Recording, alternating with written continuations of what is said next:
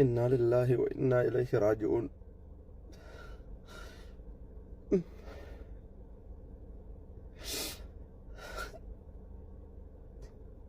يا رب يا الله، يا رب وبسلامك.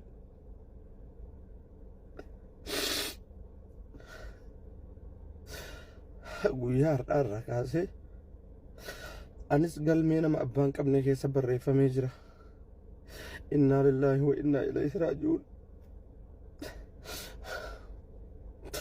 an abbaan kiyya du'uun nan gaddisiifne osoo duniyaa irra jiru balballi jannataa na jalaa cufachuudha. yaa rabbi abbaa kiyya warra jannataa taasis allahumma ighfir lahu warhamhu wa'aafihi yaa rabbi.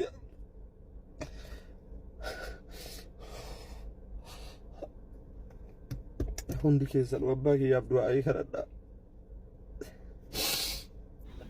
إنا لله وإنا إليه راجعون. إنا لله وإنا إليه راجعون. ربين أبسا قدا سبات قدا صبري قدا أبسا قدا إسني فاكنو جرون دنيا أكانوما نمني هندي إساتو غند آكرا أصون أن أمنه هناكو كل نفس ذلك الموت نفسين كلين إلما نما شفاي هندي إسي دعاء أصون أن أمنه هنافتو كنافي أستاذ سفيان ربين أبسا قدا صبري قدا سبات قدا ربي سني هاكنو أنا أهلي كيسان فروتان كيسان ربين أبسا سني هاكنو ربين أبا كيسان كان غند آكرا ديمي ربي رحمة إساني هاقودو ورجع في جنة ربي سانا تاسسو أولا نبي محمد صلى الله عليه وسلم ربي سان هاقبسيسو جنة الفردوس ربي سان اتحاب الإسو إسني مو أبسا قدا صبري قدا إسني هاكنو والله نمني kama abbaa dhabetu beekaa kama haadha dhabetu beekaa nama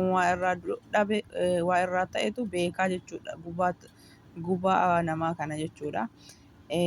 Wallahi alhamdulillah ala kul haal maal godharree nafseen namaa gaafuma dhalattu akka duutu beekamaa jechuudha. Kanaafi sammuun tun jubbu nama jetti osuma namni akka du'u beeynu tasuma gaaf tokko yoo waa namarra gayan dacheefsameen garam akka dhaqan lafan naman zora jechuudha. Yoo maatii ofii keessaa namni waa ta'e dhagaan rabbiin kanaafi obsa guddaa isinii haa kennu. Namni hundi isaatuu bakka kana hin hanqatu. Hundi keenyaa guyyaa eegganna malee bakka kana haquun keenya nafu rabbiin kaatimaa nu haa tolchu. Warra addunyaa kana gubbarratti waan gaarii dalagee waan gaarii dabarsee khayrii facaafatee addunyaa kanarra deemu rabbi nu haa taasisu. Jecha isaa kana keessatti abbaan kiyya du'uun garaa na nyaanne abbaan kiyya du'uun garaa na nyaanne jannata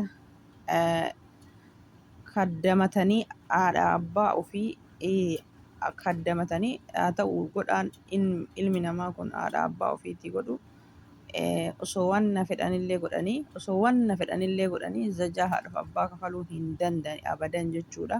Osoo nafsee ofii tanallee baasanii haadhaaf abbaa ofiitii kennani. Kanaafi gorsi isaan keessatti dubbatan kun osoo haadhaaf abbaan keenya addunyaa gubbarra jiru haadhaaf abbaa keenya kaddamannuudha. Du'uun isaanii garaa na nyaanne osoo isaan hin du'in jannata namni haadhaaf abbaa ofii jalaa koomee isaanii jalaa jannata argataa jechuudha. Kanaaf godhaan haadha abbaa ofii hin dhumatu jechuudha. Kanaaf hanga addunyaa kanarra jiran kadarbanii rabbiin araaramuu fi rabbi rahmata isaanii haa godhu. Makfiraa kadhachuu fi sadaqaa irraa kennachuudha.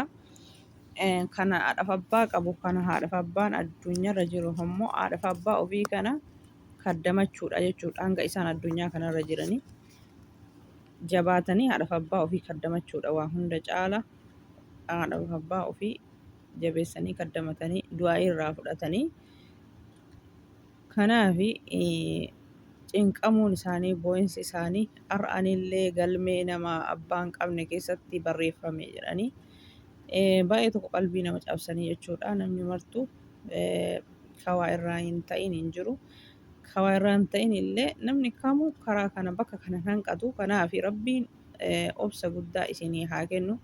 Dhugaadha namni nama dhagama abbaa ofii yeroo dhabu maatii ofii yeroo dhabu keessattuu rabbiin nama biyya namaa jiru gadda hin dhageessisinii. Hamila isa caba itti kaluu jiraatee ijaan hin argu. Biyya namaa keessatti rabbiin maatii ofii nama hin dhabsiisin. Waa hedduun nama dhagama. Yaadanii hururanii maatii ofii har'a argaa boru argaa har'a muraada guuttadhee galaa boru muraada guuttadhee galaa osuma jedhanii yaadan yookiin nama biyya namaa jiru kanatu deema yookiin ka biyya jirutu deema jechuudha. Jiruun duniyaa akkanatti wal jala nama dabarsiti. Rabbiin guutuu manaan nu baase maatii keenya bira guutuu nagaan itti nu haa deebisu. Kanaaf rabbiin obsa isinii haa kennu. Ustaaz Sufiyaanii isin bichaa miti ka hamileen cabu baay'eedha. Ka idmeen isaanii osoo hin beekin daa'imummaan ijoollummaan haadhaaf abbaa ofii dhaban baay'eedha. Maal godharree mokfiraa kadhachuu fi rabbi isaanitti haa bal'isu. Caffee warra jannata rabbi safaa godhee isaanitti haa bal'isu. Jannatal firdoos rabbiin isaan haa gammachiisu. Abbaa kiyyaa mokfiraa naa kadhadhaa du'aayii naa kadhadhaa jedhanii rabbiin isaanitti haa bal'isu. Rabbiin isaan haa gammachiisu. Dilii isaanii kulli rabbi isaanii haa dhiisu. Rabbi isaaniif haa araaramu. ربي اللهم اغفر لهم يرحمهم كل موت المسلمين جميعا يا رب يا رب شوف علمنا ما قبري جرو كل يا رب أرارمي في إسلام مرا يا رب رحمة قد في أرارمي في جنتك كان كيبل أسي يا رب تبل إسي قبري إساني يا ربي warra galaan isaa tole warra kaatimaan isaa tole yaa rabbi nu taasisi. Biyya namaa keessatti rabbiin gadda nama hin dhageessisini. Hunduma keessanuu kan abbaa keessan addunyaarraa dhabdan kan haadha keessan addunyaa kanarraa dhabdan biyya namaa keenya keessatti ka biyya jiru argee qaqqabee haadha abbaa ofii awwaalatee sabbaraa ka biyya namaa jiru hoo osoo an har'a argaa boru arga jedhu wal biraa deema. Rabbiin gadda nama hin dhageessisinii. Biyya namaa kana keessatti gadda dhaga'uun baay'ee tokko ulfaataa. Hamilee nama cabaa qalbitu nama cabaa. Hunduma keessanuu rabbiin biyya namaatitti gadda isin hin dhageessisin. Ijoollee meeqatu qalbiin cabaa jira haadha namaa laaltee haadhatii anillee galee argee haadhatii akkana bira dhaabbadhee ijaan argee osoo jedhu. Har'a haadhatii tana waa godhee waa jijjiiree galaa boru haadhatii gammachiisee waan guddaa godhaafi abbaa kiyya gammachiisee waan guddaa godhaafi jedhee osoo har'a gala boru gala jedhee biyya namaa taa'u kan abbaa dhabu kan haadha dhabu hisaaban qabu. Kanaaf hunduma keessaniif rabbiin obsaa fi sabrii sabaata isinii haa kennu. Nafseen gaafuma dhalattu akka duutu beekamtuudha. Maal godharree alhamdulillah ala kul haal rabbiin warra jannataa rabbiin warra caffee jannataa rabbi sanaa taasisu. Rabbi isaanii araaramu. Rabbi kaatima nama hundaatu haa tolchu. Egaa hordoftoota kiyya viidiyoon kiyya kana har'aa kana fakkaata. Rabbiin warra du'e hundaaf rahmata haa godhuu fi qabrii isaanii qabratu rawdal janna rabbiin isaan haa taasisu. Warra caffee jannataa keessa gammadee bal'ifatee jiraatu rabbi haa taasisu. Wanni godhaniin jiru biyya namaa jira namni biyya namaa jiru waa hedduudha wallaahi. Rabbiin kana nama hin dhageessisini. Rabbiin akka ofii fedhe dalagaa wanni godhan hin jiru.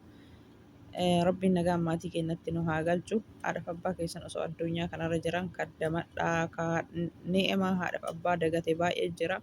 Haadhaaf abbaa quba hin qabne baay'eetu jira.